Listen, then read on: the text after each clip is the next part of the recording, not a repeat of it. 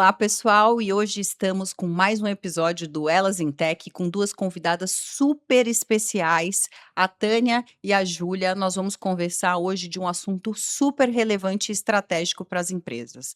Estamos entrando em uma economia onde o ativo mais valioso das empresas deixou de ser físico.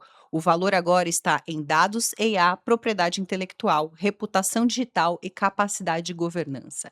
Gente, muito obrigada pela presença de vocês. Elas voltaram agora de Londres, então é uma honra receber vocês. Eu sei que deve estar num fuso horário aí cansadas, mas acho que esse assunto vale super a pena e trazer duas mulheres como vocês que representam a liderança feminina nesses assuntos no Brasil é uma honra para mim. Então, obrigada mesmo, viu? Prazer nosso estar aqui. Obrigada a você Obrigada. pelo convite. Imagina, obrigada eu.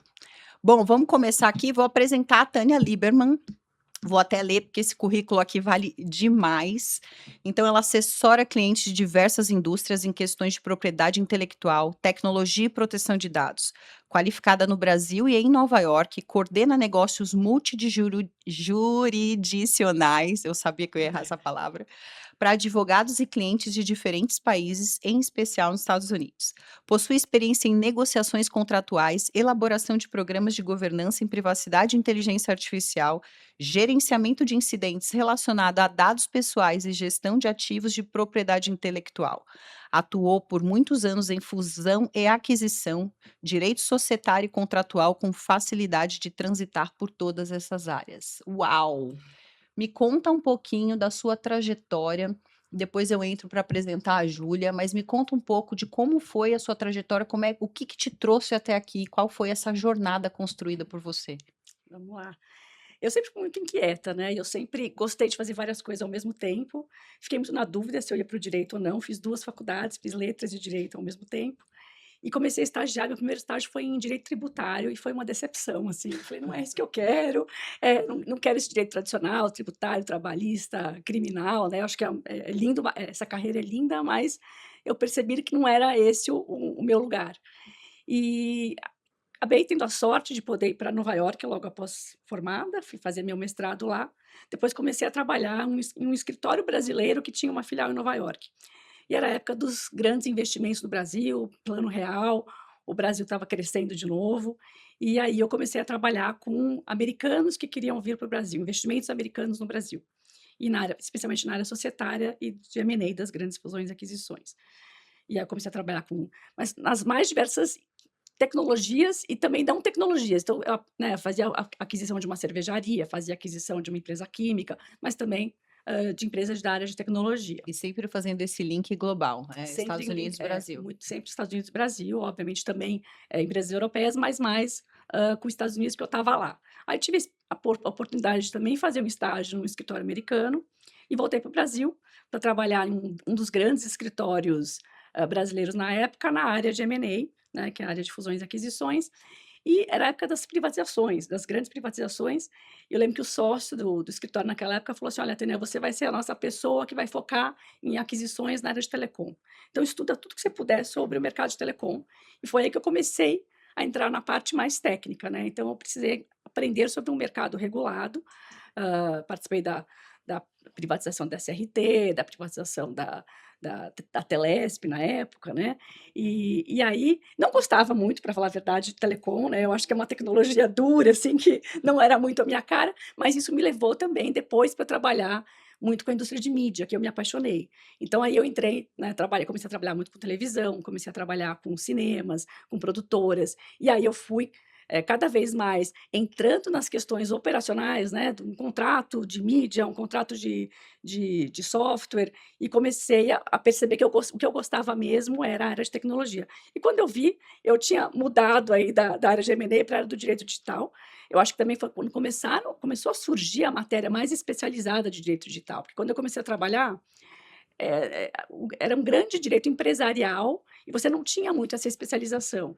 E aí nos anos 2000 que começaram a surgir as boutiques especializadas em direito digital e os full service também começaram a ter essa área de direito digital, e eu falei: "É isso que eu gosto, vou trabalhar com isso", E foi assim que eu entrei nesse mundo da tecnologia, Que através da legal. indústria da tecnologia, então dos M&As da indústria da tecnologia. E esse mercado foi amadurecendo também, né, não tinha muitas regulações que não existiam, acho que foi se criando o mercado, construindo as leis junto, tô num processo quase que paralelo, ou estou enganada? Não, era isso, não tinha nada, né, assim, eu lembro que os clientes americanos muitas vezes perguntavam nessa parte de dados: "Ah, como que é no Brasil, né? Aqui a gente tem várias restrições, na Europa temos várias restrições, aí eu posso transferir dados do Brasil para fora?"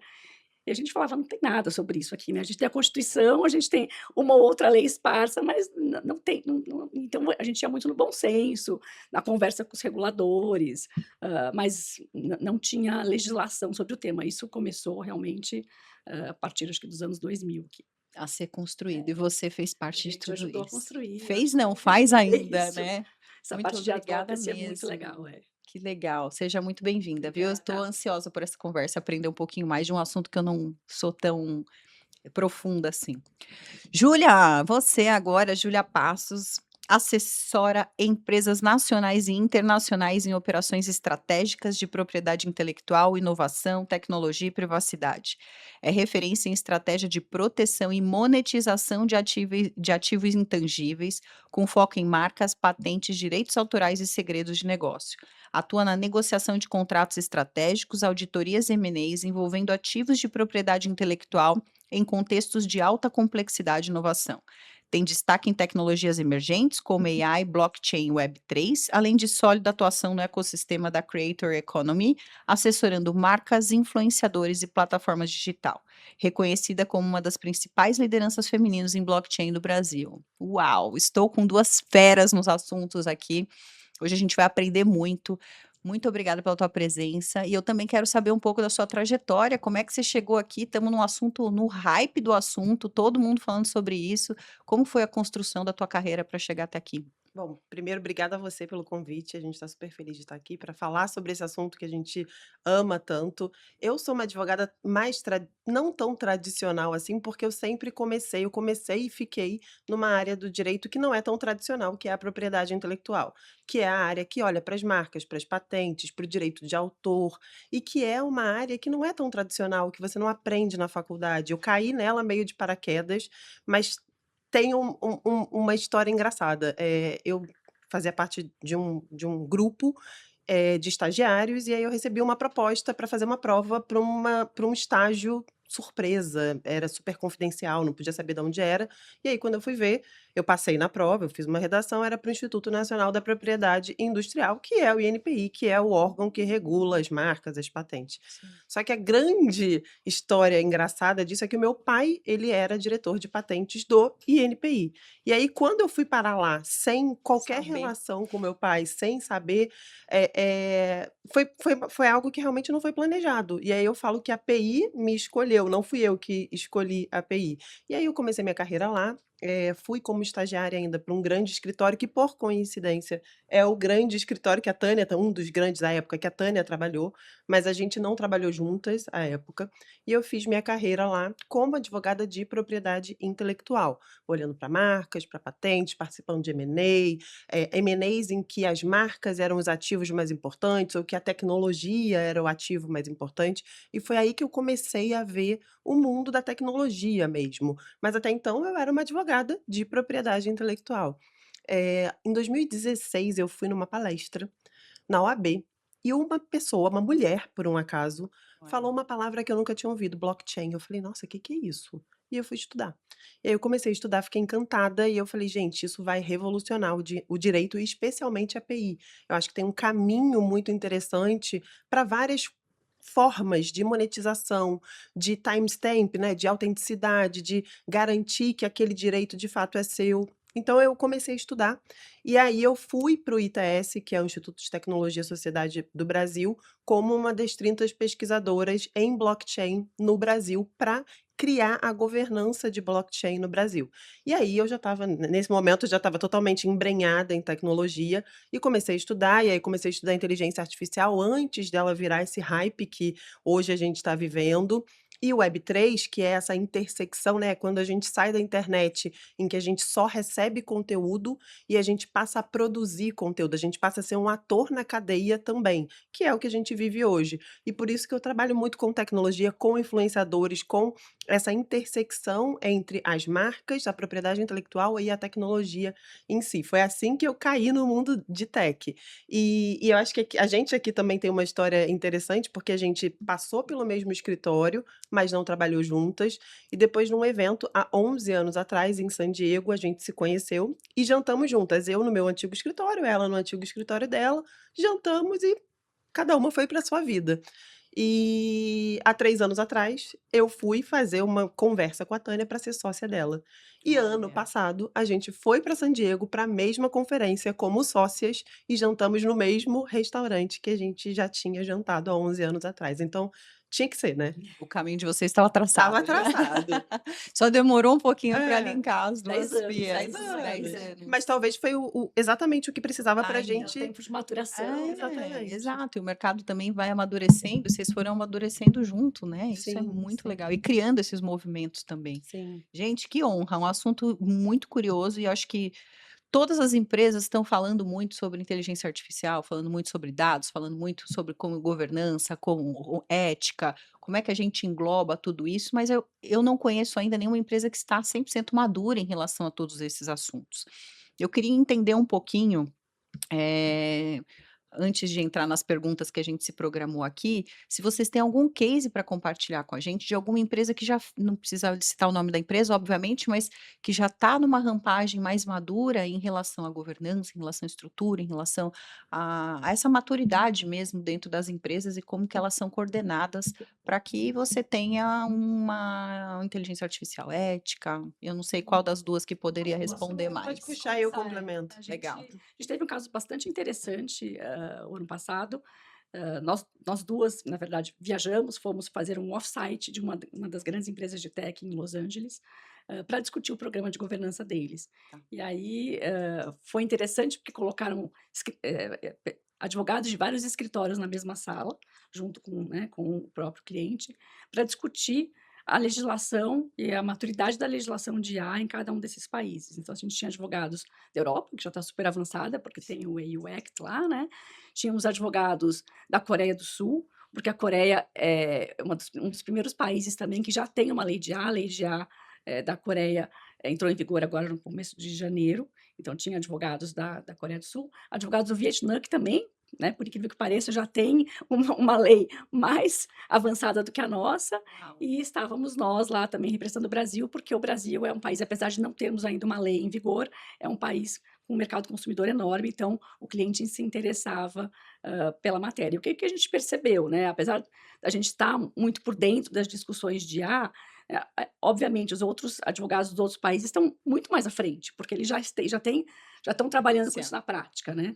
Mas foi interessante porque foi uma semana de discussões, cada um falando sobre a jurisprudência dos seus países, sobre o que está acontecendo com o IA, tanto na parte, né, da regulação quanto na parte prática, como que a gente está vivendo isso, e a gente conseguiu perceber, né, muito bem. Esse é um cliente, os clientes de tech, é o que a sensação que eu tenho agora, são os clientes que realmente já começaram com os programas de governança, né? Eles precisaram começar de forma adiantada, mesmo sem ter uma lei ainda, né? Mas eu acho que vale falar também, porque a gente também assessora clientes que não são tão grandes assim e que estão já se preocupando. Então a gente teve também, acho que foi, já tem bastante tempo até, uma empresa de marketing que queria desenvolver um manual super visual para os seus funcionários de como utilizar a inteligência artificial dentro de casa. Então a gente desenvolveu esse manual com do's and don'ts, mostrando o que pode fazer. A gente analisou cada IA que eles usavam e a gente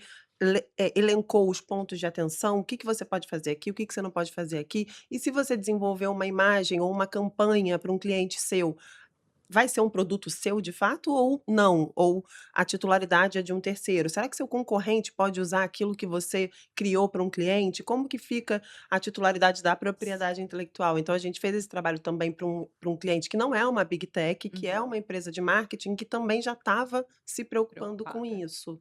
Então acho que a gente tem os 2 caminhos, apesar de, sem dúvidas, as empresas de tech são aquelas que estão mais avançadas e que correram mais, porque precisam estar à frente no assunto. Tá vendo, pessoal? Vocês estão pensando o impacto disso na empresa de vocês? Ó, conversar com as 2 especialistas aqui. Fica aqui mais um pouquinho com a gente que nós temos muito assunto para falar. Tânia, agora vai para você especificamente. A gente quer discutir um pouquinho como que a governança em privacidade deixou de ser uma lista de tarefas para se tornar um diferencial competitivo. Você pode desenvolver um pouquinho e falar para a gente a gestão de incidentes de dados que protege esse valor em empresas com rodadas de investimento, talvez trazer M&A? Não sei se isso já teve intersecção em alguma experiência recente tua, mas compartilha com a gente um pouquinho sobre esse tema. Ah, legal. Eh, Bom, para começo de conversa, quando a gente vai comprar uma empresa e a gente faz a auditoria da empresa, hoje em dia, além daquela auditoria tradicional, de saber se ela tem marcas e estão em vigor, né, se tem processos judiciais, tributários, trabalhistas, a gente também olha para a parte de privacidade. A empresa já sofreu algum incidente, a empresa tem um programa de privacidade. Então isso é analisado quando a gente decide se a gente vai comprar uma empresa ou não e qual que é o risco que a gente está assumindo. Então, né, a empresa que tem um programa de governança adequado, vai ser mais fácil de ser vendida, se ela está querendo ser vendida, né, ela tem um valor maior. Além disso, eu acho que tem a questão da todo mundo, quando a gente começa a falar, né, em programa de privacidade, às vezes eu até semana passada mesmo, eu fui fazer uma proposta de honorários e o DPO, né, o encarregado de dados da empresa, me pediu: "Ah, coloca aí na proposta que se a gente não fizer, tem uma multa, e coloca o valor da multa para eu conseguir aprovar isso no conselho", né. Então, ainda tem essa visão de: "Olha, eu preciso para conseguir aprovar, eu preciso que você me mostre que se eu não Respaldo. me dê um respaldo, que se eu não fizer isso, eu vou levar uma multa", mas é muito mais do que isso, né. Eu não gosto desse caminho, porque realmente é uma vantagem competitiva enorme você, fazer um programa de privacidade e você ter conhecimento de como os dados são tratados dentro da empresa. Eu acho que esse know-how de conhecimento da forma do tratamento dos dados é essencial para você desenvolver novos produtos, para você conseguir chegar no seu cliente, né. A gente sabe que hoje, se você conhece bem o seu cliente, você consegue, por exemplo, personalizar a forma de chegar a ele, personalizar os anúncios, né. Então eu vou mandar os anúncios que interessam aquele cliente específico, eu só vou saber isso se eu tiver dados suficientes desse cliente, e esses dados estiverem organizados. E no Perfeito. programa de privacidade você pode ajudar a entender onde estão esses dados e como é que você pode usar os dados em benefício da própria empresa, né. Da mesma forma, você pode desenvolver produtos novos. Então, hoje eu vejo que uma empresa de software, por exemplo, que antigamente simplesmente prestava serviços para uma outra empresa, hoje ela consegue negociar com aquela empresa: "Olha, se você me deixar usar os seus dados", eu não estou nem falando de dados pessoais, tá, eu estou falando de dados de mercado, para emitir relatórios para você, eu te dou esses dados, os seus dados organizados de forma anonimizada e também os dados do seu concorrente, para você ter uma visão de como é que você está, né, Informação. mas aí você também me autoriza a pegar os seus dados e passar para os seus concorrentes, sempre claramente de forma, né, anonimizada, respeitando as leis concorrenciais e tudo mais. Então, hoje, sem dúvida, eu diria para as pessoas: você está de acordo com a LGPD é muito mais que uma obrigação regulatória. É uma vantagem competitiva, porque os seus clientes vão ter confiança em você, né? Você precisa estar adequado para que o cliente confie em quem ele está trabalhando, mas também para desenvolver produtos novos e para chegar em outros clientes, ou chegar de uma forma melhor nos seus próprios clientes. Nossa, isso é maravilhoso. Você está me dizendo, então, que empresas que estão reguladas, organizadas, estruturadas, com seus dados, eles podem usar como ativo de monetização, criação de novos produtos, eles podem conversar melhor com seus clientes e eles podem valer mais num processo de M&A, por exemplo. É isso, Não o é seu mais valuation esteja, senão você vai pagar uma multa, né? Não é mais educacional, é um processo de ativo, vira um ativo mesmo. é isso mesmo. Uau, muito legal, muito bacana mesmo. E aí, falando um pouquinho do desafio da EA ética, entrando num gancho aqui, como que estrutura programas de governança e inteligência artificial que permitam experimentações, mas evitem riscos jurídicos e éticos que podem comprometer a reputação dessa marca? Já tem alguma coisa muito bem estabelecida sobre esse assunto? Como que funciona, mais ou menos? Sem travar a inovação, mas É. tem sempre esse ponto, né? A gente não tem nada muito estabelecido ainda, porque a gente não tem uma lei, mas a gente tem um projeto de lei que está em andamento, né, no Hum. Congresso, que já te dá umas dicas de como é que vai funcionar o nosso programa de governança de IA. Tá, E o que eu posso te falar é, se você tem um programa de governança em dados, você já passou por esse processo, você já está mais adiantado no seu programa de governança de IA, né? perfeito. Porque você já sabe como funciona, você já sabe como é que funcionam as entrevistas com as áreas, né, que a questão maior é a identificação de risco, que a gente não está lá para impedir ninguém de inovar, a gente não está lá para impedir ninguém de usar dados pessoais, a gente só quer entender como esses dados são usados, como a IA é usada, para poder ajudar, né, a empresa a tocar melhor esse assunto, né? Uhum. Então, hoje o que a gente fala, o programa de IA, ele é muito baseado no mapeamento de riscos, na identificação de quais são, por exemplo, se você não é uma empresa de tecnologia, mas você é uma empresa que usa tecnologia, como é que você pode usar essa tecnologia de uma forma ética? O que que essa tecnologia, quais são os softwares que você usa, por exemplo, que usam IA? Como você treina os seus funcionários? Você tem cláusulas de IA nos contratos com as empresas de software que usam IA de forma relevante? Você está falando para os seus funcionários não colocarem documentos confidenciais, por exemplo, num software de IA que é utilizado para, né, para treinar né, a IA deles, né? Ou isso está muito claro e você sabe, a IA é aberta, a IA é fechada, a IA é homologada. Então, são vários itens que a gente precisa considerar quando a gente faz um programa de governança de IA. Acho que, Ju, não sei se você quer me complementar Eu aí. ia puxar um pouco até para a parte de propriedade Perfeito. intelectual e pensar muito também em como você está usando, os dados para o treinamento. Então, se você treina, se você é uma empresa de tecnologia, que dados são esses? Será que você está usando dado que é protegido por copyright, por direito autoral? Será que você precisa pensar num formato para você ter uma autorização para isso? A gente não tem isso ainda definido em lei, mas é um dos grandes pontos de atenção e é o que está dando a grande discussão para que essa legislação seja de fato aprovada. Então, como olhar para isso e tomar muito cuidado para que lá na frente você não tenha que mudar 100% o seu modelo de negócio. E também você como, é uma empresa que utiliza inteligência artificial, tomar cuidado com o tipo de prompt que seu funcionário vai dar, se você não está pedindo de repente para copiar a marca de alguém, e tomar cuidado com o resultado que sai quando você dá o prompt dentro da IA, dentro da sua empresa. A gente vê, assim, eu gosto muito de falar desses exemplos, a gente vê trends, muitas trends nas redes sociais, que é: "Ai, você usa a inteligência artificial para criar um personagem no formato da empresa X", né, não vou falar nomes, mas Uhum. que tenham as características como Referência. referência. Tudo bem você usar, eventualmente, você como pessoa física, mas a partir do momento que você está associando com a sua marca, você pode estar violando, você possivelmente vai estar violando um direito de um terceiro. Então, tomar cuidado, ter regras muito bem estabelecidas para como os funcionários vão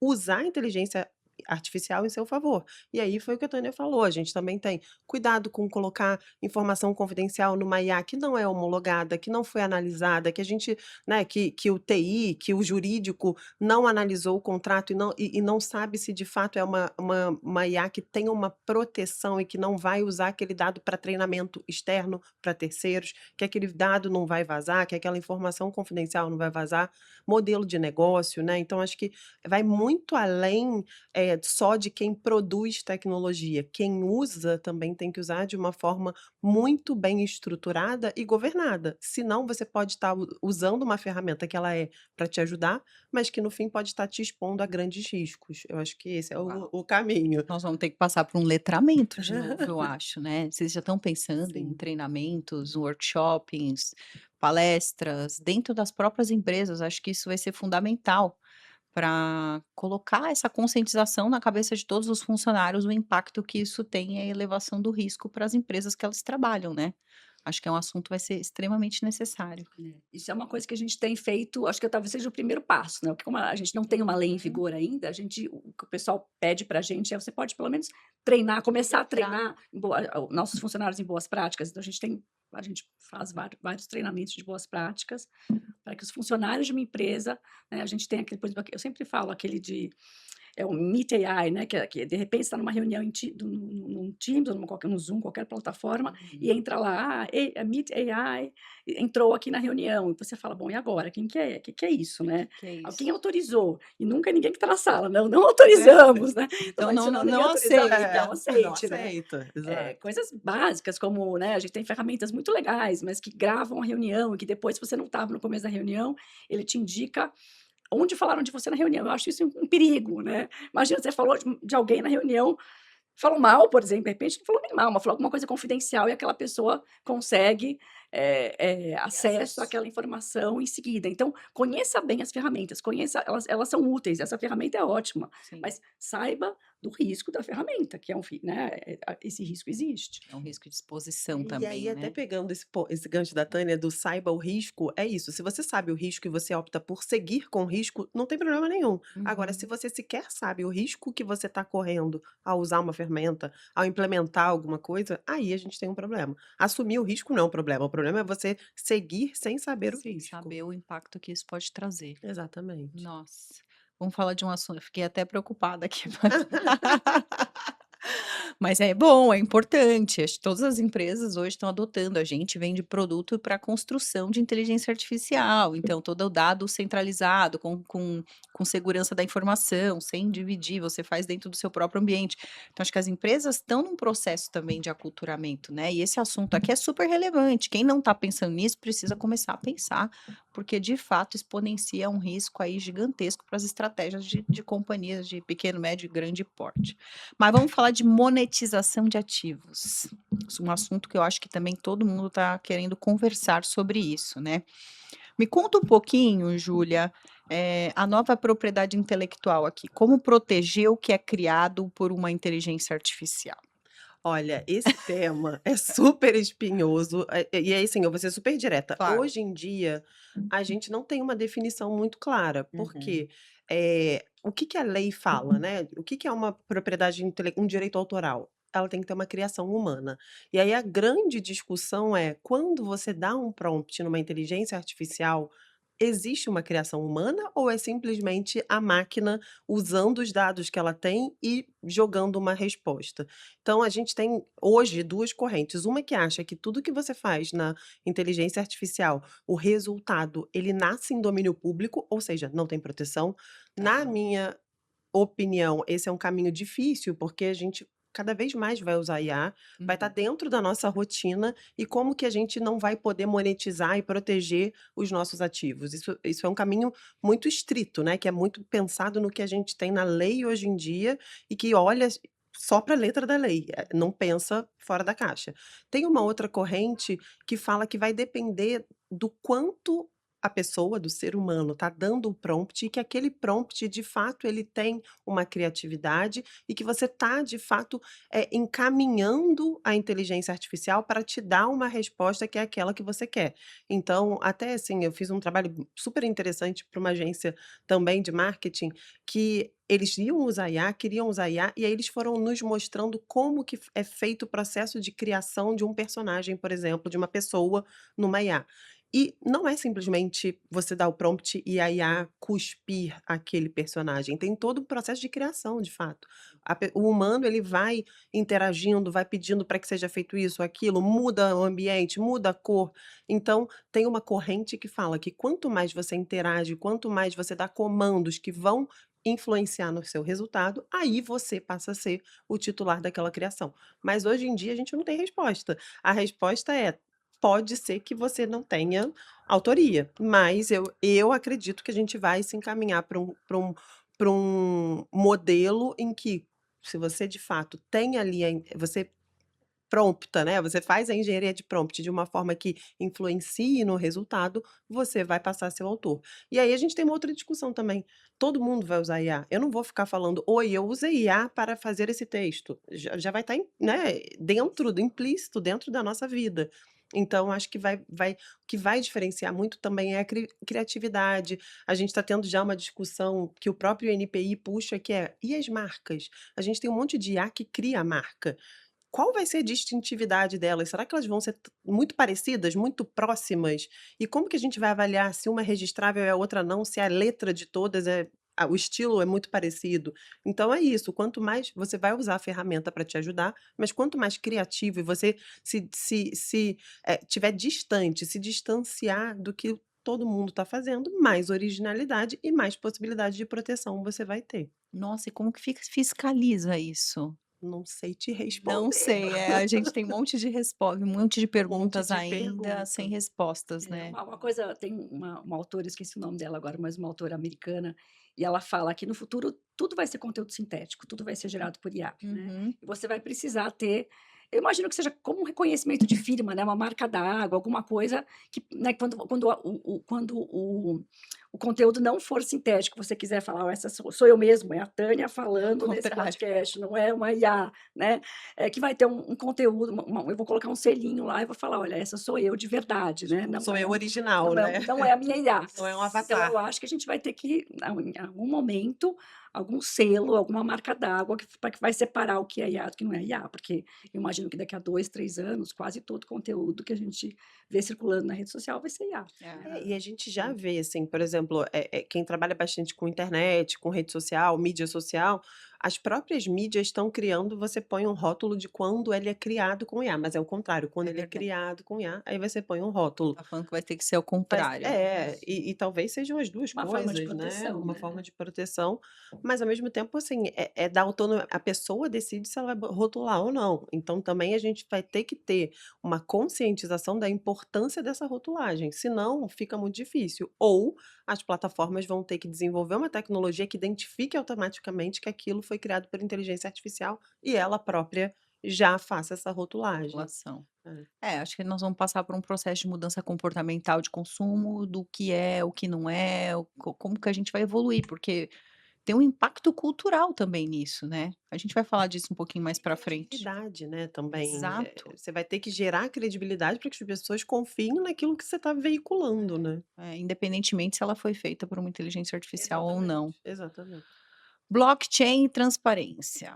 Explorar como a blockchain oferece novas campanhas de segurança para ativos de propriedade intelectual e a gestão de segredos de negócio, indo muito além do mercado de criptoativos. A gente ouviu falar muito de blockchain na criptomoeda, mas ela se expandiu em diversos outros setores. Conta um pouquinho para a gente você é uma das líderes brasileiras aqui, feminina, para falar sobre esse assunto. Dá uma aula para a gente sobre esse tema, por favor. Eu vou falar rapidinho, mas isso é muito interessante, né, porque a blockchain ela nasceu realmente de um movimento cripto, Uhum. para que a gente tivessem moedas que fossem rastreáveis, confiáveis e que você tirasse um pouco a intermediação quando você faz negociações, entre partes. Esse foi o objetivo principal. Só que a blockchain ela é um conjunto de blocos que ele é todo criptografado e ele se conecta de uma maneira que ele é muito confiável. É quase assim, do jeito que a tecnologia hoje em dia está, é quase impossível, não vou dizer que é impossível, mas é quase impossível você violar uma blockchain, você ter um ataque hacker de fato que quebre a autenticidade daquelas informações que estão ali. E aí com isso se percebeu que você podia criar como que quase que como um cartório digital, que dá um timestamp de autenticidade, que fala que você criou aquilo naquele momento, e aí é que faz a correlação com a propriedade intelectual. Então, um Uhum. direito autoral. Direito autoral no Brasil você não precisa registrar. Mas se você tiver uma briga lá na frente, como que você prova que você criou antes de uma outra pessoa? Você, normalmente, o que se fazia? Registrava na Biblioteca Nacional, e aí era um processo lento, que você tinha que mandar por correio. Hoje em dia, você pode registrar numa blockchain, que vai te dar ali uma data, um timestamp de que aquele arquivo foi criado por você naquele dia, naquele momento. E se você tiver uma briga, você mostra aquilo. Olha. Isso é muito interessante. A gente também já vê blockchains que atuam na verificação, por exemplo, de uma cadeia de mensagens de WhatsApp. A gente tem aplicativos que fazem isso via blockchain e já é reconhecido também pelos tribunais Pra comprovar a para comprovar a autenticidade? autenticidade. Então a Olha blockchain só. ela deixou de ser só para a criação de criptomoeda, para essa troca, né, gente, eu perdi a palavra, essa Intercâmbio. Exchange, intercâmbio, intercâmbio. exato. Esse Boa, obrigada. intercâmbio, e passou a ser também uma forma confiável de rastreabilidade, de timestamp, de comprovação de autoria, que para a propriedade intelectual funciona muito bem. Só vale a gente falar que, por exemplo, uma marca, uma patente, você ainda precisa ir ao INPI e proteger por lá, senão você não tem a proteção oficial. Mas o direito autoral você pode ir por esse caminho e é muito interessante você construir também como segredo industrial. Então, se você tem uma fórmula, algo que você não quer patentear, que é muito importante para sua empresa e que você precisa que se mantenha com você para sempre. Por exemplo, a fórmula da Coca-Cola é um bom exemplo. Uhum, Ela não é uma patente, poderia ser, por quê? Porque cai em domínio público depois de 20 anos, então certo. ela precisa manter aquilo com ela. Se você tem algo que você precisa manter com você para o resto da sua vida e que é um diferencial competitivo, você pode registrar, proteger numa blockchain para que aquilo esteja ali e que se eventualmente alguém fizer um ato de concorrência desleal, te copie, você consiga comprovar que era seu de fato, era primeiro seu do que a das outras pessoas. Então acho que esse que é a interseção entre blockchain e IPI. Muito legal. Nossa, você falou de um jeito tão didático, agora todo mundo entendeu, né, gente? Não precisa mais de explicações. E gestão de intangíveis em M&A? Por que que a auditoria de tecnologia e marca é muitas vezes o fator determinante para o sucesso ou fracasso de uma fusão e aquisição de grande porte? Essa eu deixo aberta para qualquer Acho uma que das duas as 2 responderem. podem falar bastante sobre. Eu vou falar então um pouquinho da parte de marcas e acho que aí a Tânia pode vir com a parte de tecnologia e dados. Perfeito.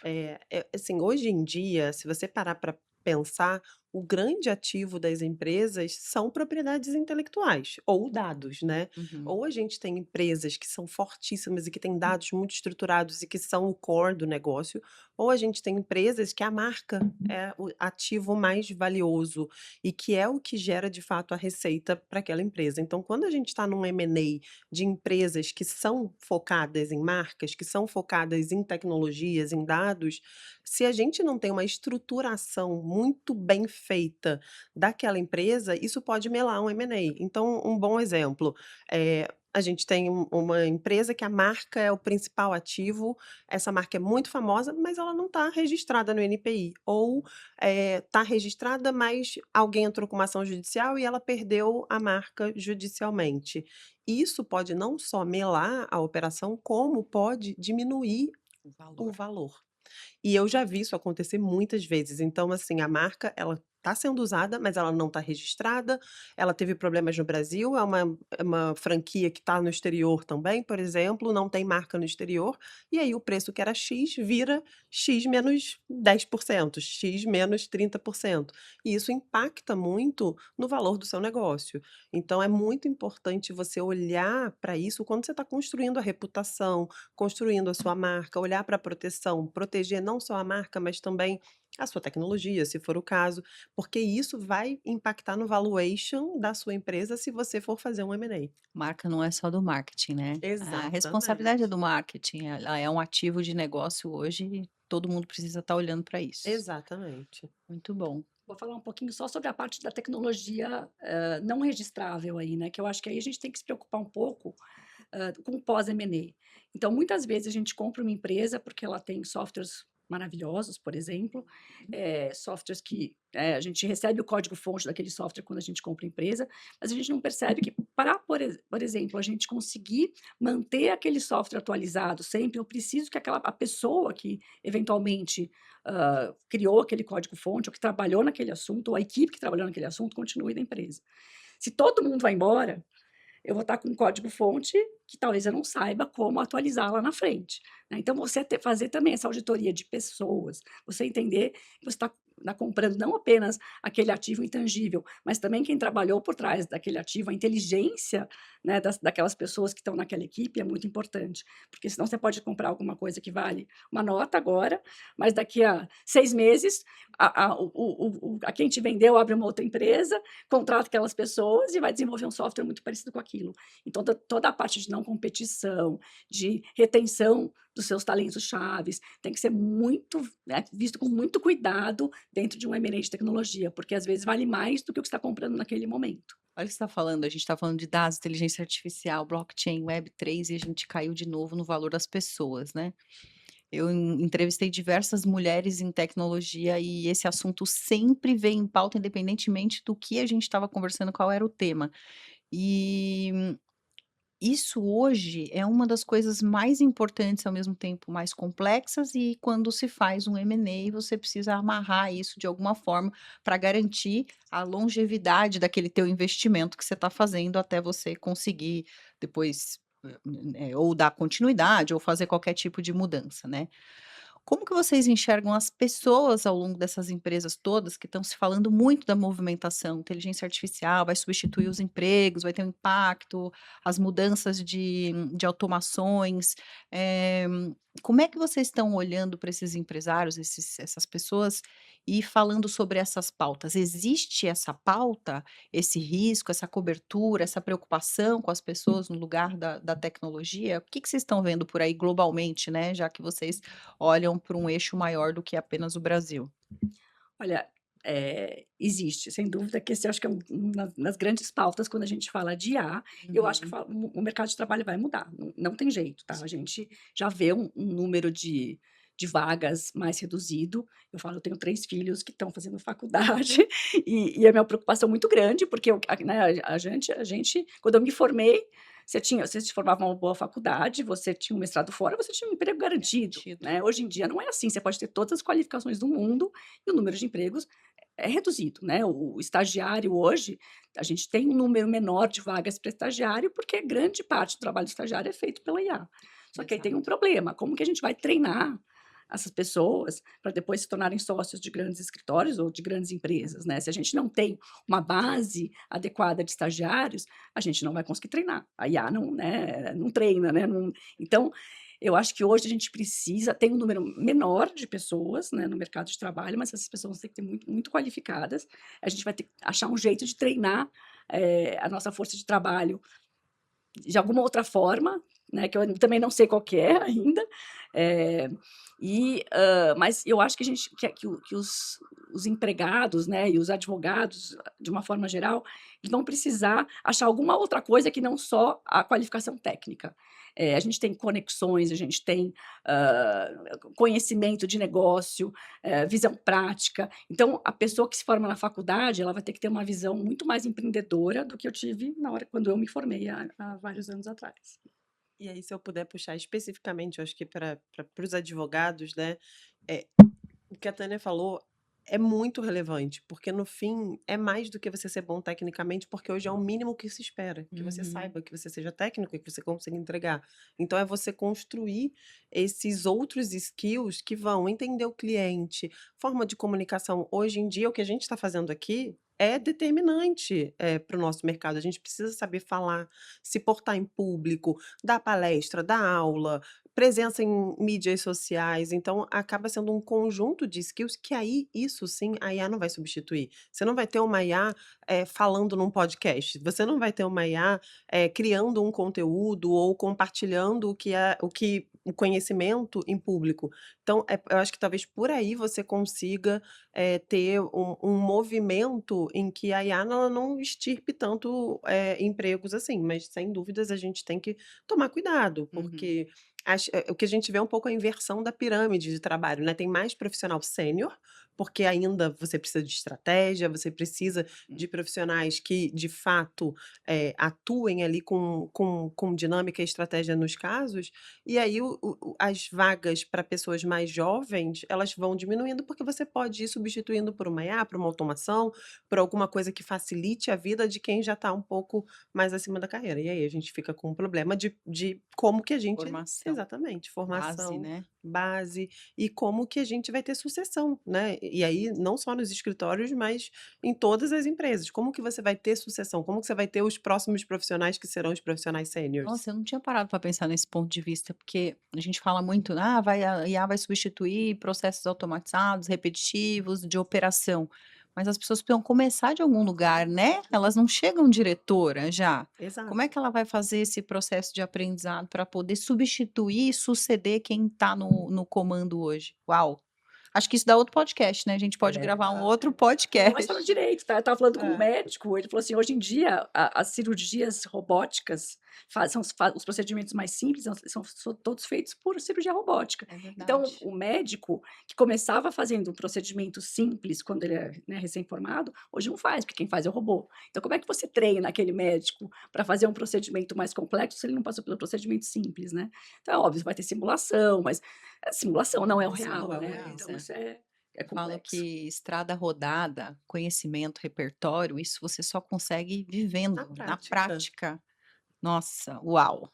Vamos indo para o final, a gente tem depois eu quero outro podcast com vários assuntos que a gente levantou aqui.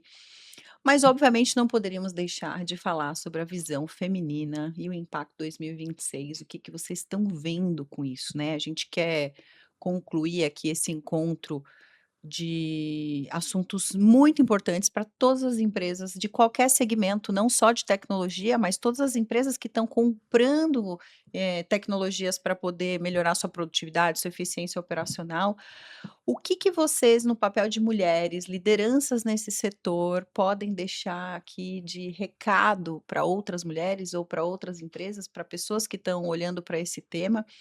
E trazer um pouquinho mais da previsão, se é que vocês têm um olhar de futuro com o impacto desse algoritmo de inteligência artificial, dados, propriedade intelectual e tudo que vem pela frente, o marco regulatório, com tudo que vem pela frente que vocês estão acompanhando, qual que é a dica que vocês deixam aqui juntando tudo isso? Quem quer começar? Posso falar, né, eu acho que primeiro, assim, uma dica que eu tenho para as mulheres, né, não é fácil, eu acho que o mercado jurídico não é fácil para as mulheres, o mercado jurídico de tecnologia menos ainda, né. Mas acho que primeiro é a gente se dar um mútuo apoio, né, então acho que as mulheres têm que apoiar as outras mulheres, isso sempre, né. E outra questão que eu sempre falo é a gente tem que equilibrar vários pratinhos na nossa carreira. A gente vê muitas mulheres, se formando em direito, então a classe na faculdade de direito, ela é geralmente ela é majoritariamente feminina, e ao longo da carreira essas mulheres vão sumindo. E muito disso acontece, eu acho, porque a mulher tem aquela necessidade de ser perfeita em tudo que faz. E a primeira dica que eu daria é: olha, você não precisa ser perfeita, né, dê o seu máximo, porque ninguém é perfeito. Então, assim, faça o melhor que você consiga, estuda muito, faz o melhor que você consiga. E eu acho que na nossa área de tecnologia, a especialização é muito importante. Quando eu comecei, não existia essa especialização, então dava para fazer uma coisa mais genérica. Hoje você precisa ser especialista, porque o ChatGPT ou qualquer outra inteligência artificial, ele vai te dar resposta genérica, mas a resposta estratégica, a resposta com uma visão mais comercial, a resposta que você teve porque você conversou com o regulador, a inteligência artificial não te dá. E mais do que isso, eu acho que as conexões que você faz com outros seres humanos são essencial, porque é de lá que vêm os seus clientes. Então, assim, e isso também a inteligência artificial não vai conseguir substituir, as conexões. Então, vai dar palestra, vai participar de bate-papos presenciais, conheça gente. Eu acho que conhecer pessoas talvez seja a dica principal que eu dou para as mulheres. Faça eventos de networking feminino, Se vai exponha. jantar, se exponha, exatamente, porque é daí que vão ser os clientes, onde surgem as oportunidades de negócio. E E aí aí a acho inteligência que artificial não substitui. antes da Tânia ir para a segunda parte da pergunta, eu quero complementar, porque eu acho que é isso, né, para as mulheres elas têm síndrome da impostora. É, todas. Todas, né. E normalmente quem tem síndrome da impostora não é impostora, sabe muito Uhum. e tem medo de se expor, tem medo de falar. E isso eu acho que nós 2 passamos quando você é uma mulher em tecnologia falando de um assunto que não está determinado, você tem que ter coragem, você tem que ter muita coragem de falar eventualmente: "Não sei a resposta", de eventualmente, construir um caminho que não necessariamente alguém construiu e que você vai ter que, né, desbravar esse caminho, e eu acho que a gente como mulher precisa ter mais essa coragem e parar de querer achar que a gente tem que ser perfeita. O que a gente vê, você falou no início, né, o que a gente vê de homem que simplesmente faz, e faz 10% e as mulheres que estão fazendo 190% estão achando que não estão prontas ainda e que não estão no caminho e que não vão conseguir, então acho que a gente tem que olhar pra gente também com um pouco mais, de carinho mesmo, né, e esse apoio entre as mulheres é muito importante. Então, uma sobe, não tem aquela frase: "Uma sobe leva as Eu outras"? faço parte desse grupo, uma sobe e puxa a Puxa outra. as outras. É E é uma isso. comunidade de mulheres muito poderosas aí no mercado de trabalho. Falo poderosas porque elas criaram, abriram uma jornada aí em busca de oportunidade, espaço, voz e tudo. E agora, obviamente, criaram esse movimento para a gente apoiar outras mulheres. Então, também é um movimento maravilhoso esse. E isso é muito legal. Então, É. o networking, você estar junto com outras mulheres, aprender com outras mulheres, uma incentivar a outra, eu acho que isso também faz muita diferença. Fazer uma mentoria, esteja. E aí eu sempre falo isso, né? Poxa, procure uma mentora. Se você é uma mulher, procure uma mentora, ouça uma outra mulher. Não fique só procurando Hum. mentores, homens que são especialistas em vendas, tem muita mulher boa também, então se você dá ouvido a uma mulher, você também coloca ela num lugar, promove.